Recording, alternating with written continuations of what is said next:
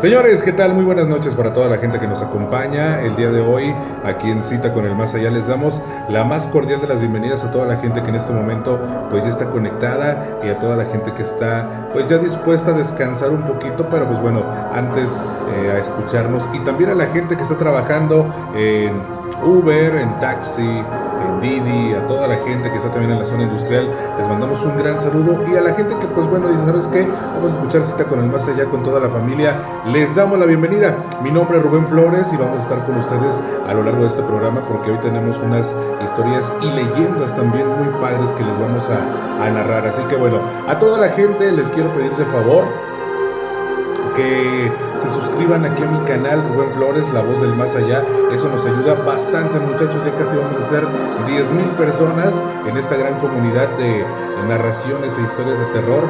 Espero que toda la gente se pueda suscribir, así como también puedes seguirme en mis diferentes redes sociales. Recuerda que estamos en TikTok, Instagram y Facebook como @RubénFlores97. Ahí tú puedes estar con nosotros porque también subimos partes del programa de Cita con el Más Allá y alguna que otra información. Así que a todos ustedes sean bienvenidos en esta gran noche. Espero que me regalen un like, un me gusta aquí abajito. Pícale el me gusta y también ojalá que nos hagas el favor de compartir esta transmisión ahí en tus redes sociales. Eso nos favorece bastante. Ojalá que les guste este programa, muchachos, y quédense con nosotros aquí en Cita con el Más Allá. Recuerda, me encuentras TikTok, Instagram y Facebook como Rubén Flores 97. A toda la gente que nos está escuchando le mandamos un gran saludo y aquí iniciamos Cita con el Más Allá. Bienvenidos. Los recuerdos de aquellas perturbadoras noches aún están presentes en mi mente. Tan es así que a veces me es imposible conciliar el sueño. Vivo atormentado por aquella experiencia, la cual ni al peor de mis enemigos deseo le suceda. De antemano, mi nombre no lo puedo mencionar, así que solo me apodaré Luis. Ahora tengo la edad de 47 años y hace unos 7 años atrás trabajé de vigilante en un hospital de Ciudad Mante, Tamaulipas. Trabajaba en el turno de noche, 4 días de la semana, de las 10 de la noche hasta las 6 de la mañana. Era el año 2002, un día del mes de agosto. Esa noche cubrimos el turno 3 vigilantes. 2 de ellos hacían la ronda por el exterior y el interior del hospital, y a mí me tocaba en la base, que era una habitación donde nos cambiábamos, comíamos, descansábamos de vez en cuando, y desde aquí mi función era el de controlar los pasos de mis otros compañeros a través de los transmisores que cada uno llevábamos, y de esta forma nos organizábamos. Ese día en especial, al iniciar el turno, cuando los 3, Juan, Pedro y yo, nos hallábamos en la base, alistándonos para las labores, Pedro dijo que tenía una extraña sensación como de miedo. No sé por qué, pero todos nos quedamos callados. Tal vez porque todos sentíamos ese ambiente de miedo, y así en silencio todos nos dirigimos hacia nuestros lugares designados previamente para cumplir nuestras labores. Ya eran las 2 de la mañana. Pedro, a base. Estoy en el sótano, en el vestuario de enfermería. Está la puerta abierta, no hay luz y creo haber oído unos pasos. Espera, Pedro, mandó a Juan y ambos den un vistazo. No hace falta, llevo mi linterna, solo será un momento. Ok, manténme informado. De acuerdo, Luis, no te preocupes. De pronto, a lo lejos escuchamos unos pasos que se dirigían hacia mí, o sea, hacia la base. Se me hizo muy raro, ya que, por lo regular, solo nos volvimos a reunir hasta que terminaba la primera ronda, pero según mi información, Juan y Pedro aún estaban muy lejos de ahí, así que pensé que se trataba de Pedro, que venía quizá por un café. Eran exactamente las 2:20 de la mañana, y solo para confirmar mi situación, por la radio transmití: Pedro, aquí base, ¿alguna novedad? No respondía. Pedro, aquí base, ¿me escuchas? Seguía sin responder. Base a Juan, Pedro está en la enfermería y lleva 20 minutos sin darme ninguna novedad. Date una vuelta por allí para ver qué es lo que está pasando. Juan contestó: de acuerdo, voy para allá. Al instante, nuevamente comencé a oír los pasos cada vez más fuertes y continuos. Salí y dije: Pedro, ¿eres tú? A lo lejos no se veía nada, pero se seguían escuchando los pasos. Pronto prendí todas las luces y de sorpresa sonó mi radiotransmisor. Ya eran las 2:35 de la mañana. Base, estoy en los vestuarios, pero la puerta está cerrada y no tengo la llave. Tal vez ya se haya resuelto el problema. El problema es que no lo localizo. Sube a la planta 10 y haz la ronda hacia abajo y yo la haré desde abajo hacia arriba. Juan me respondía, de acuerdo. Serían las 3:05 de la mañana cuando nos encontrábamos en la planta 4, hasta el momento sin rastro del paradero de Pedro. Estábamos muy confundidos, era demasiado raro aquello y comenzamos a bromear. Este hombre seguramente se fue de pinta y se fue al bar, y reímos por un momento. Pero al ver cómo nuestras risas eran ahogadas por la oscuridad y el tamaño del hospital, nos quedamos en silencio y temerosos. Fue entonces que le dije a Juan, voy a pedir las llaves de los vestuarios y echemos un vistazo. Eran las 3:20 de la mañana. Abrimos la puerta, la luz funciona y aparentemente todo está en orden. 3:40 de la mañana. Base a Pedro, ¿dónde estás? Y no contestaba. En ese entonces el miedo invadió. ¿Qué diablos le había pasado a Pedro? No aparecía por ningún lado. Antes de suponer cualquier otra cosa, me limité a pensar que se había ido para tomarse la noche. Ya eran las 4 de la mañana. Base a Juan, ¿sabes algo de Pedro? Juan contestaba, sin novedad, no lo veo por ningún lado. He preguntado al personal si lo han visto y nadie sabe nada. La situación cada vez estaba más fuerte y me estaba preocupando cada vez más. Y no quería encontrarme con el relevo de las 6 de la mañana, con este sin aparecer, y encima tenía que ponerle la cara al jefe. En ese momento pude escuchar un tremendo grito desgarrador. También Juan lo escuchó y por la radio me dijo, ¿qué diablos fue eso? Yo le respondí con la voz quebradiza, no lo sé. Y en eso unas risas infernales interrumpieron nuestra transmisión. Quedé atónito ante tal hecho. Era como si 1,000,000 de risas diabólicas se oyeran a la vez, y de un momento a otro se fueron. Juan y yo no comentamos más sobre este suceso. No quisimos saber más sobre eso. Aún nos preocupa el paradero de Pedro. A las 5:30 de la mañana comenzaron a llegar los del turno de las 6, y les comenté lo de Pedro, pero todo quedó en risas al principio. Pero como responsable, debía informar a la empresa de lo ocurrido, y así lo hice. Hablé con mi jefe y le comuniqué lo sucedido. Me comentó que tomaría cartas en el asunto y que ya se encargaría de él. Llegué a mi casa totalmente alterado y asustado, y en mis oídos aún resonaban esos pasos, las risas y mi última plática con Pedro. Pronto, entre tanto pensamiento y angustia, me quedé dormido. Eran las 3:30 de la tarde. Estaba en lo más profundo del sueño cuando mi esposa me despierta para pasarme una llamada de la empresa. Hemos intentado localizar a Pedro y no lo encontramos por ningún lado.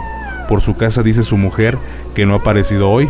Vamos a llamar a la policía para ver si pueden ayudarnos a localizarlo. Yo dije que estaba de acuerdo. La comida ya no me sentó tan bien como otros días.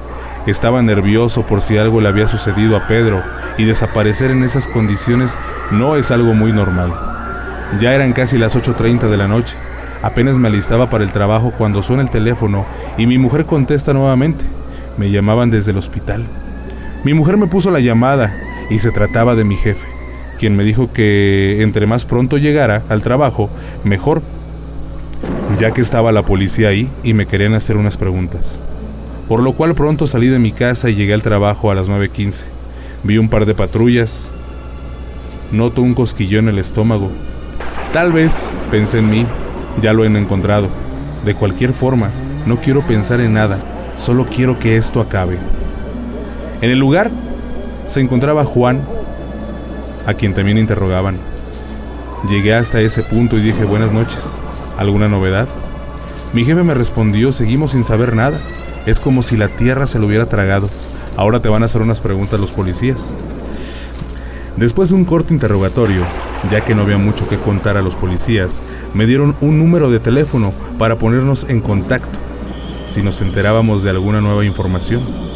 Después mi jefe habló para decirme que venía un nuevo compañero para cubrir a Pedro esa noche. De acuerdo, le contesté al jefe. Ya eran las 11:30 de la noche. Todo parece volver a su cauce y de nuevo nos encontramos realizando nuestras rondas. Eso sí, parece que Juan y yo, solos, no queremos ir a los sótanos. Eran las 2 de la mañana. Nos encontrábamos en base los tres, tomando un café y comentando todavía lo sucedido, cuando de pronto suena mi transmisor como si alguien intentara comunicarse. De nuevo un chisquido y esta vez con una voz clara y reconocible. Pedro Abase, todo en orden. En un principio todo era confuso. Era la voz de Pedro contestando como si no hubiera sucedido nada. Base a Pedro, ¿dónde diablos estás? De pronto contesta Pedro.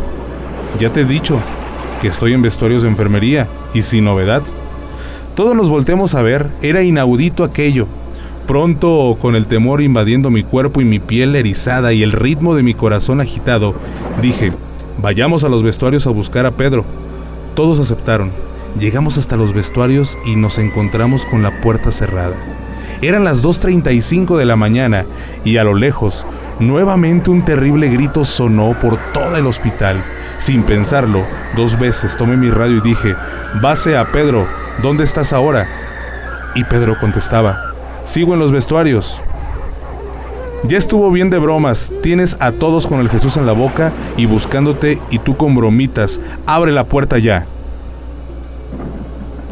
Todo se quedó en silencio. Pedro Abase, ya amigos, basta de bromas. Espera, vi algo. De repente, un gran golpe sonó detrás de la puerta. Es como si la hubieran golpeado con un martillo. La verdad que los nervios estaban empezando a ponerme los pelos de punta y las piernas casi no las podía mantener en pie. Dije a mis compañeros, esperen aquí, voy a pedir las llaves. Me dio un tremendo coraje no tener las llaves de todo el centro hospitalario, pero hay zonas como vestuarios de médicos y enfermería a la cual no tenemos acceso. Por el radio pregunté, ¿aún nada? Juan me respondió, no se ha vuelto a oír nada. Finalmente, llegué con las llaves hasta donde estaba aquella puerta del vestuario de enfermería. La abro con más miedo que ganas. Estaba totalmente oscuro. ¿Dónde está el interruptor? Entrevolteo a ver a mis compañeros. Los dos estaban mirando perplejos hacia el fondo de la habitación. ¿Qué pasa? Vuelvo a mirar hacia la habitación y nada. Espera, una silueta en el fondo sentada en un banco.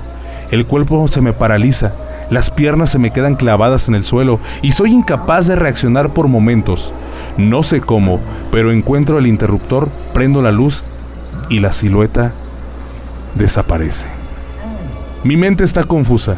No sé si he visto algo realmente o ha sido tan solo una mala jugada de la cabeza por los nervios. Nuevamente volteo hacia mis compañeros y pregunto, ¿qué demonios era eso? Y me di cuenta de que me encontraba solo. Ninguno de mis compañeros se encontraba allí. El pánico me invadió y volví a mirar hacia el fondo de la habitación, ya que comencé a oír pasos. Al mirar, me percaté de algo escalofriante. 2 manos en un charco de sangre tiradas en el suelo se hallaban, y un rastro de sangre terminaba justamente en la pared, en la cual se encontraba pintada con la misma sangre una estrella de 6 picos, y de la pared una silueta de un demonio salió, mismo que con breves pasos se acercaba a mí. No podía reaccionar. Corrí como pude y salí de aquel lugar tan pronto como mis piernas me lo permitieron. Agitado con la mente hecha pedazos, llegué a la base y me encuentro a mis compañeros sentados y desconcertados. Juan, con sus manos temblorosas, apenas podía sostener su taza de café. ¿Qué demonios pasa?, dije yo. ¿Me dejaron solo con eso que estaba ahí? ¿Ustedes qué fue lo que vieron? Juan me responde, no sé. Más que ver, fue esa sensación de angustia, un olor repugnante, ese frío que me recorría toda la columna. ¿Y no viste esa gran sombra y la sangre y eso que estaba en la habitación? Juan me dijo, no quiero recordarlo. Yo lo siento, pero me voy de aquí. Espérate, no me jodas, espera el siguiente turno. Lo siento, ni hablar puedo, y no puedo estar un minuto más aquí. En eso Juan y el nuevo se fueron dejándome solo a merced de lo que fuese que estuviera ahí. Me senté en un rincón de la base, encendí todas las luces y tomé una manta, la sostuve fuertemente cubriendo todo mi cuerpo, y toda la noche no cesaron los pasos y las risas que a lo lejos se escuchaban. Hasta las 5:30 comenzaron a llegar los del nuevo turno. No salí de la base hasta que el sol iluminó totalmente el edificio. Pronto di parte de la marcha de mis compañeros, pero no supe qué poner para explicar lo sucedido, así que solo lo omití y lo guardé en mis recuerdos. Ese mismo día más tarde, dejé la empresa. De mis compañeros no volví a saber más, y de Pedro solo sé que sigue en paradero desconocido y no se ha vuelto a saber nada más. Desde aquel día, cuentan los que ahora laboran en ese hospital en el turno de la noche, que justamente a las 2 de la mañana, en ocasiones por los radios se escucha: Pedro Abase, aquí en vestuarios no hay novedad. Espera, vi algo.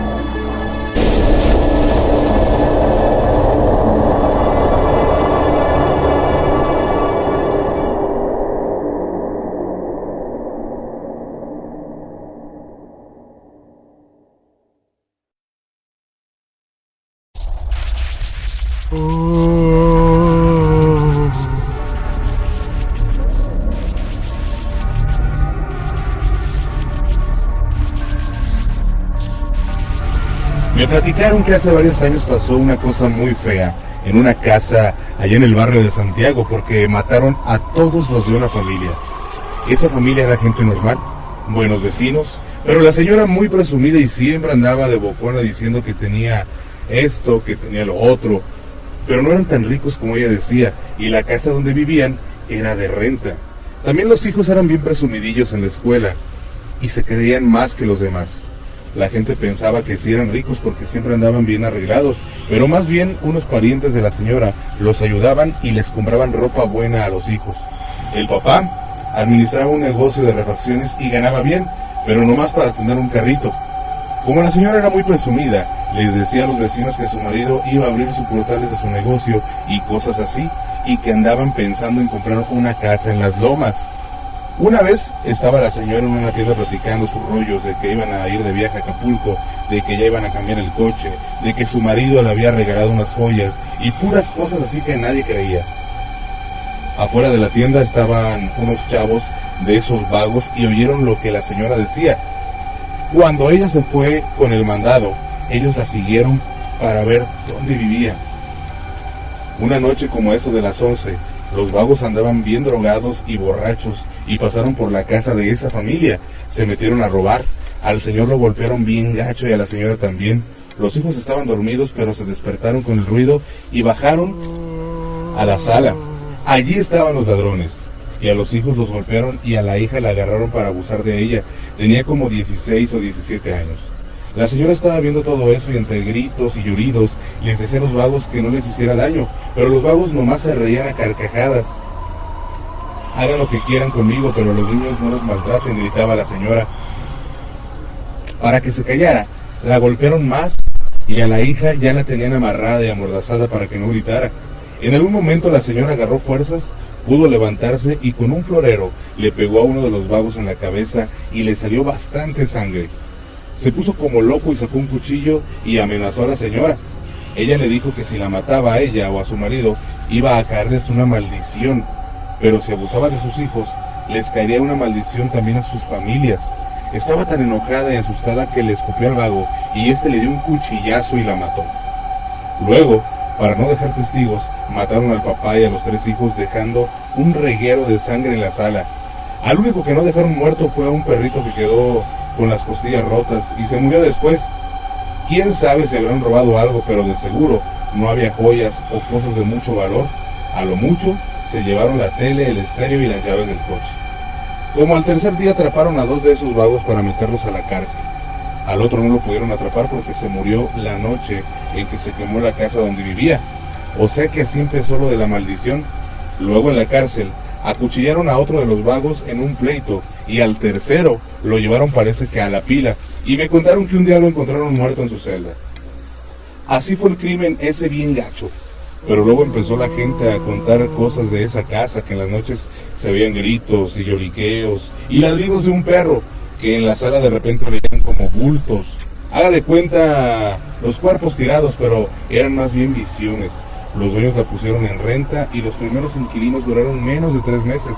No aguantaron y tampoco aguantaron otras familias que la rentaron hasta que ya nadie la quiso rentar y se quedó vacía mucho tiempo, pues se asustaban porque era una casa embrujada, según decían los inquilinos y también los vecinos, y porque en la sala salían manchas rojas como de sangre, que porque por más que lavaban no podían quitarlas. Dicen que estuvo abandonada bastante tiempo y que fue nido de drogadictos que hacían orgías. Para evitarse más problemas, los dueños mejor la pusieron a la venta y tampoco hubo quien quisiera comprarla. Mucha gente fue a verla y le gustaba la casa, pero tenía algo raro que terminaba espantándolos. No sé, creo que esa casa debe seguir embrujada por el crimen y a lo mejor haciéndole una buena limpia o un exorcismo se quita el problema y las ánimas de la familia asesinada pueden descansar.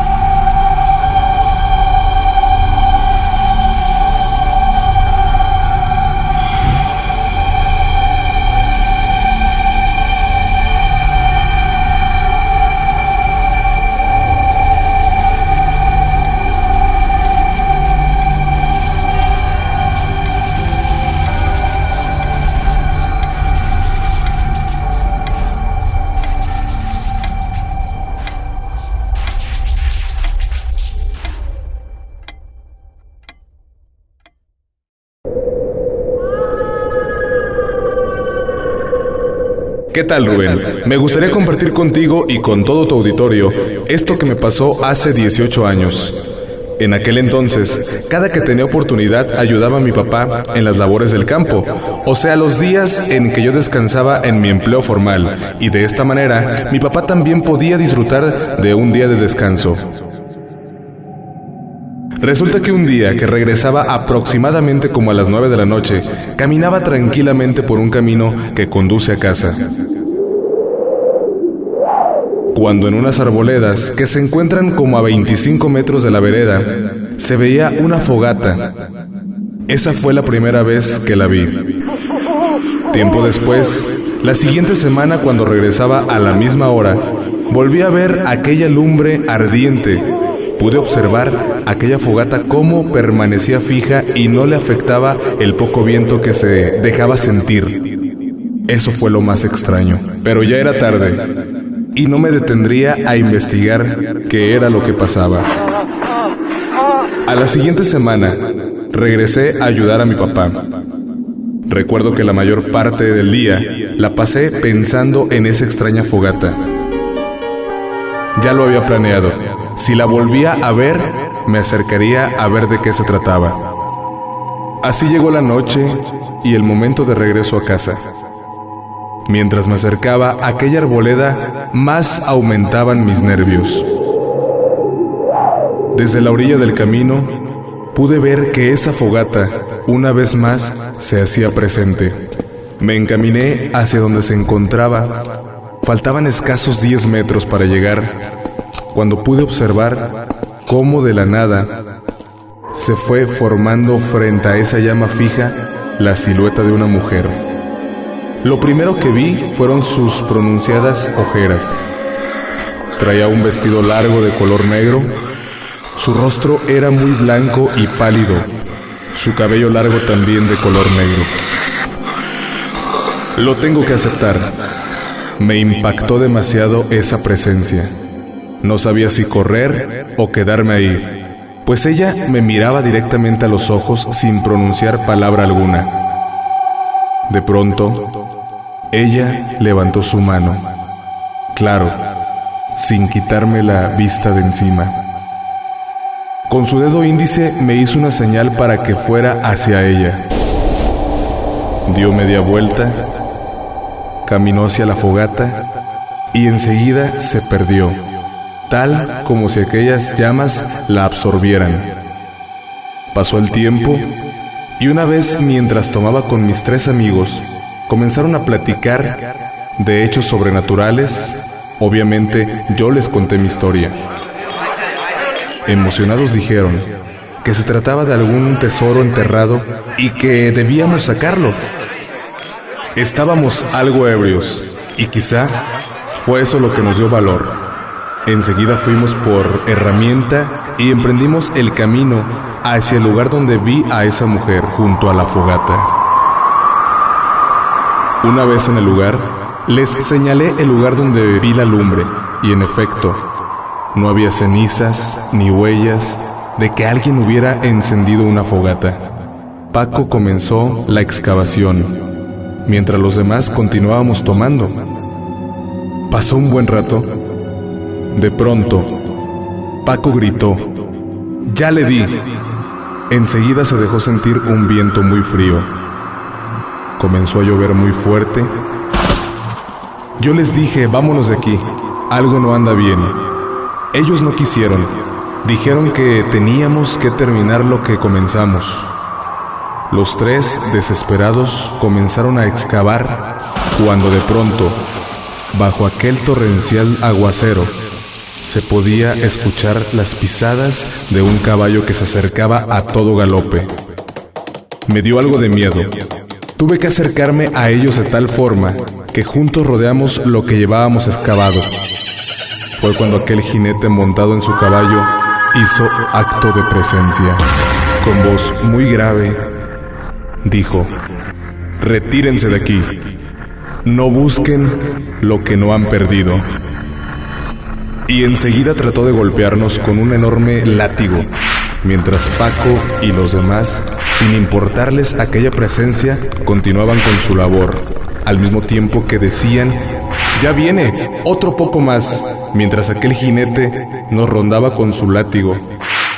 En ese momento, uno de ellos dio un golpe que pegó de lleno en una especie de vasija de barro.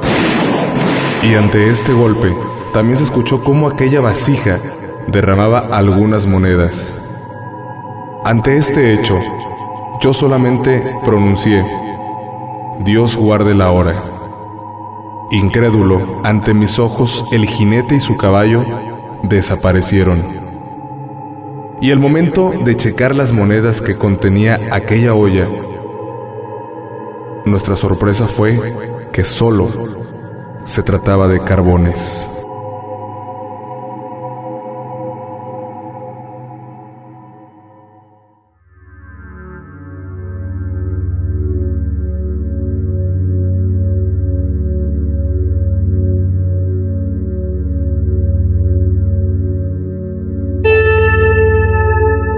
Juan Pablo Martínez y Eliseo Ramírez eran dos amigos inseparables que continuamente estaban en los antros de moda en busca de encontrar diversión. Ese día era un 1 de noviembre, unos días en donde se le da culto a la muerte en la Ciudad de México y en todas las ciudades del país. Al salir a divertirse se consideraba una falta de respeto para los difuntos. Ellos hicieron caso omiso a los reclamos de los familiares. Salieron al sitio de moda en busca de lo que todo joven de su edad busca, y es conocer a las mejores mujeres del lugar.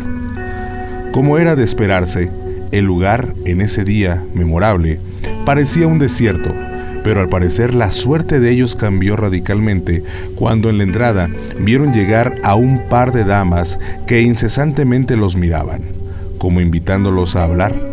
Juan Pablo es más aventado de los dos. Corrió a su encuentro, presentándose con las bellas chicas. Ellas se dejaron mimar y estuvieron parte de la noche bailando sin parar. Ellos se veían sorprendidos.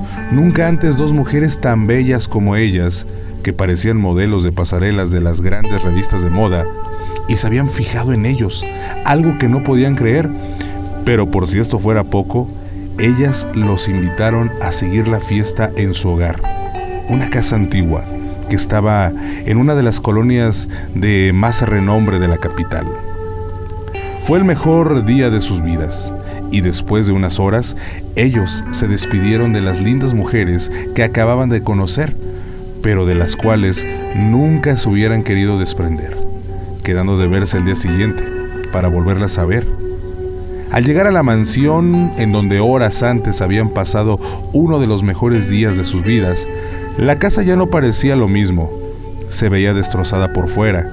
Era imposible que no hubiera notado el deterioro del lugar, o quizás era demasiada la atención que les dieron las damas, que el lugar pasó desapercibido y no lo tomaron en cuenta. Pero lo que sí no se explicaban eran las cadenas ya oxidadas por el tiempo que tenía el lugar, tocando y gritando a sus amadas para que los dejaran entrar. Fue así como varios vecinos salieron por todo el alboroto que estaban causando los jóvenes en busca de que salieran de la casa. Cuando se dieron cuenta, a palabras de los vecinos, que ese lugar tenía muchas décadas de estar abandonado y tan solo se sabía que las hijas de un acaudalado hombre de negocios se habían encontrado muertas debido al escape de la tubería de gas, con lo que el padre de ellas, hundido en la tristeza, abandonó el lugar. Pasó mucho tiempo y nadie nunca en muchos años pisó ese lugar. No se supo nada del padre de las chicas de esa lamentable tragedia.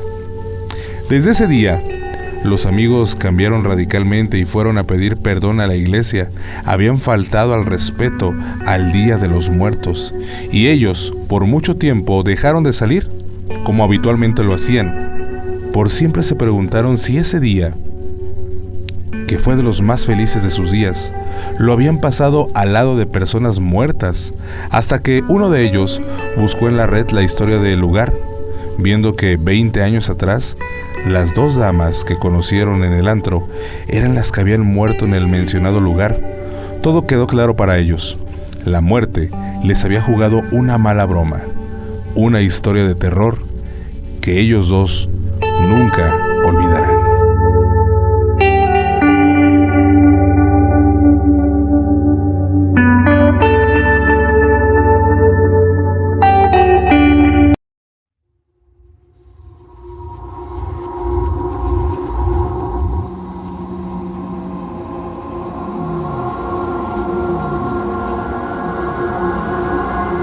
¿Alguna vez has escuchado la leyenda de la bruja La Maltos? En definitiva, esta es una de las leyendas más populares de la capital potosina que hasta el día de hoy sigue viva. Por allá del siglo XVII, vivió en San Luis Potosí el señor Diego de Malto, nombrado alcalde de la zona de Santiago del Río. Su descendencia fueron 17 hijas, todas mujeres. Sin embargo, todas las propiedades del hombre quedaron a nombre de María Ignacia Martínez de Malto. Desde ese momento empezaron a correr los rumores de que María practicaba las artes obscuras y así había convencido a su padre de dejarle toda su herencia. Sea como sea, María se convirtió en una de las mujeres más poderosas del estado, obteniendo un lugar en la sociedad potosina.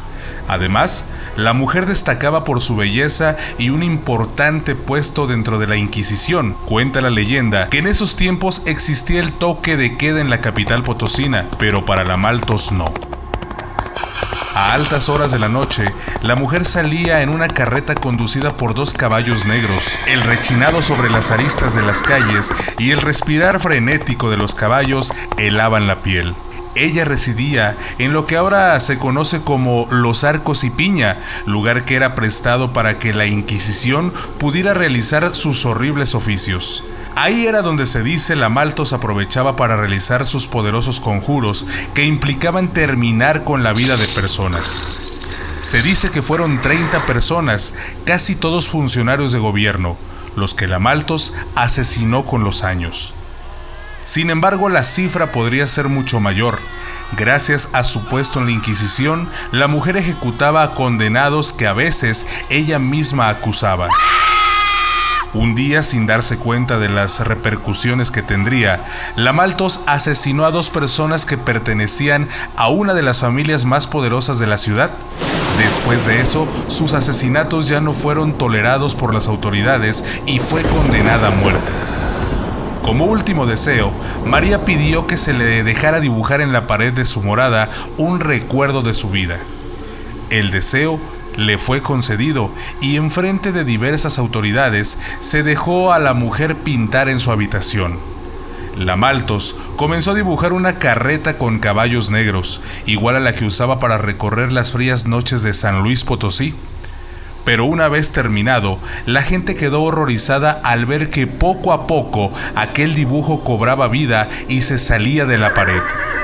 La Maltos aprovechó el descuido de la gente y se subió al carruaje que poco a poco se volvió a incorporar a la pared. A través de la pintura, el carruaje avanzó hasta perderse en el horizonte con la Maltos dentro, despidiéndose con una horrible risa. Algunos autores aseguran que la Maltos siempre reconoció su maldad y las culpas que sobre ella corrían, por eso nunca juró venganza contra nadie más, siendo esta la última vez que se vio. Desde ese momento, la gente cuenta que en el edificio Ipiña empezaron a suceder cosas paranormales, quizá producto de los espíritus torturados y sacrificados en la Inquisición o por la Maltos. Aún en la actualidad, en el edificio de los Arcos Ipiña, en la esquina de Carranza y Zona Centro, se encuentra un letrero con el nombre de Calle Maltos.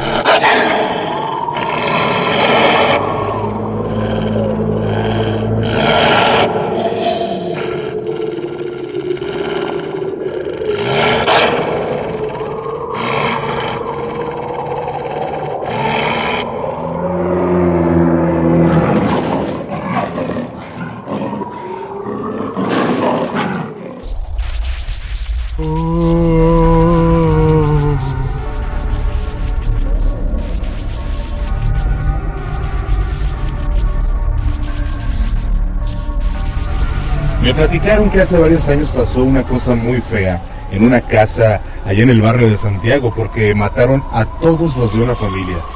Esa familia era gente normal, buenos vecinos, pero la señora muy presumida y siempre andaba de bocona diciendo que tenía esto, que tenía lo otro, pero no eran tan ricos como ella decía, y la casa donde vivían era de renta.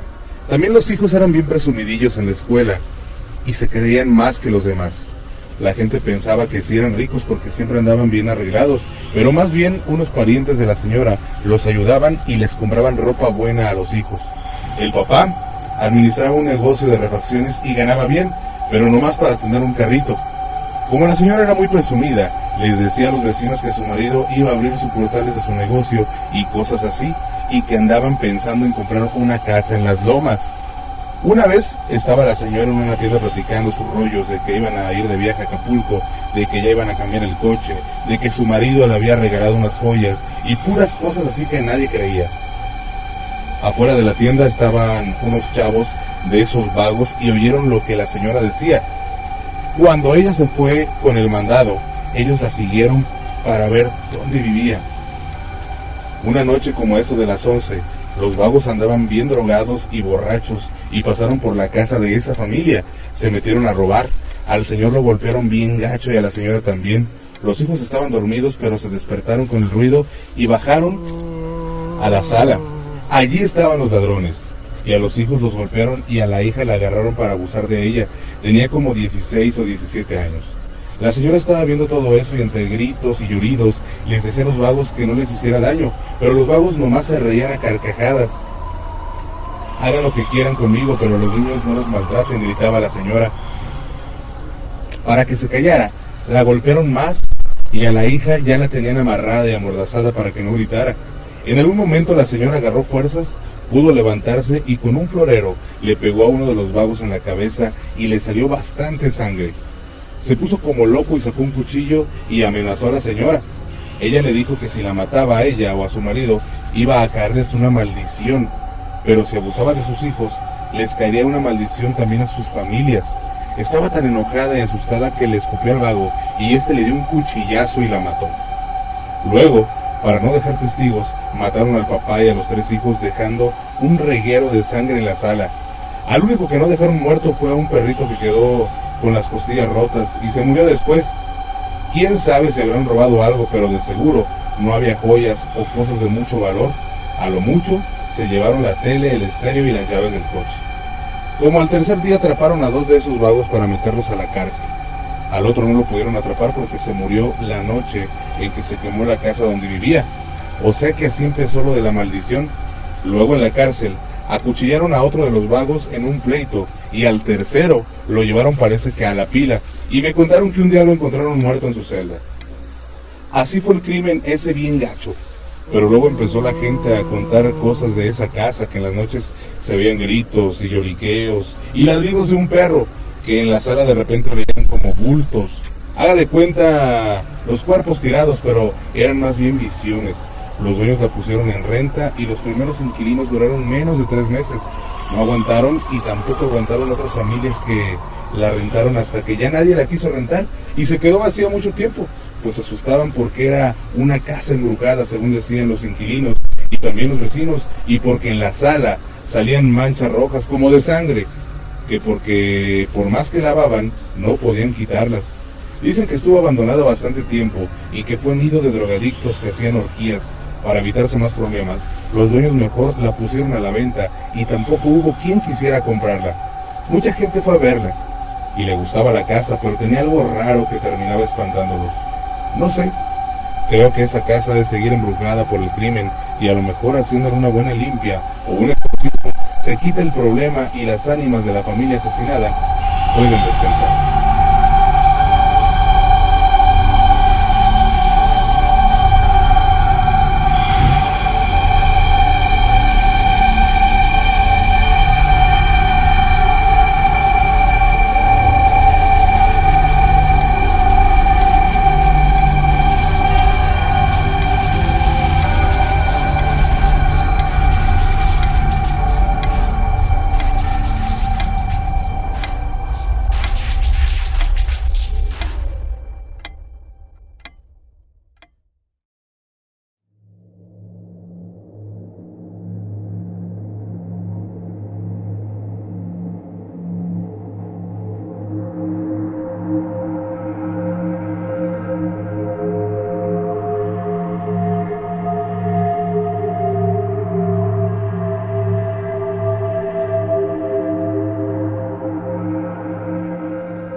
Eran las 7 de la noche. Era un día lluvioso, hacía mucho frío. Me encontraba con mis papás y mi hermano. De pronto me habla mi mamá diciéndome que irá de compras con mi hermano, por lo que me quedé solo en casa. Lo único que dije es que no había problema. Me encontraba en mi cuarto viendo televisión.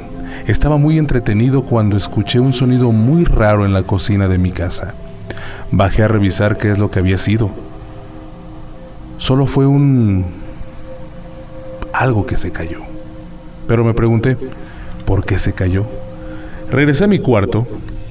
Recuerdo que había dejado la televisión prendida, pero al llegar se encontraba apagada. No le di mucha importancia, pues creí que si la había dejado apagada y no me acordaba. Eran las 8 y mis padres y mi hermano aún no llegaban, y yo seguía viendo televisión. Es ahí cuando escuché claramente a una mujer desde abajo en la cocina diciéndome: no estás solo. Me espanté mucho. Creí que era mi imaginación y continué viendo la televisión. Pocos minutos después escuché la misma frase, solo que con una voz más tenebrosa: no estás solo. Me levanté de mi cama y me asomé para abajo creyendo que alguien estaba ahí. Después empecé a oír la misma voz de la mujer, solo que esta vez hablaba con alguien más. No me pude explicar qué es lo que estaba sucediendo en mi casa hasta que decidí bajar para ver qué estaba pasando. Vi a una mujer vestida de blanco parada al lado del sillón en donde acostumbro a sentarme yo, y le dije: ¿quién eres? A lo que ella me respondió con voz enojada: te dije que no estaba solo. Estaba muy espantado y no sabía qué hacer. Tenía la cara cubierta con un trapo negro, no me explicaba por qué, y le dije: tú no eres real, los fantasmas no existen. A lo que ella respondió: somos más reales de lo que tú crees, tanto que desearás no haber dicho eso. Me quedé muy asustado, hasta que la mujer desapareció. Media hora después recibí una llamada de mi tía diciéndome que mis papás y mi hermano tuvieron un accidente automovilístico. No podía creer lo que estaba ocurriendo. Fui al hospital rápidamente, esperando mejores noticias, hasta que llegué y me dijeron que mis padres habían muerto. Solo mi hermano sobrevivió. Estaba llorando y no sabía qué hacer. No lo podía creer. Pasaron varias semanas. Ahora vivía con mi tía y eran justamente las 7 de la noche. Todos estábamos ya dormidos y volví a escuchar el mismo sonido que había escuchado la noche en que murieron mis padres. Esta vez me armé de valor y bajé a ver qué es lo que pasaba. Había un vaso cubierto con un trapo negro, idéntico al de la mujer. Al quitar el trapo, adentro del vaso, había una nota que decía: aquí tienes la prueba que los espíritus fantasmales sí existimos. Ahora tus padres se encuentran conmigo. Te dije que te arrepentirías de lo que dijiste. El próximo es tu hermano. Atentamente, la mujer de blanco.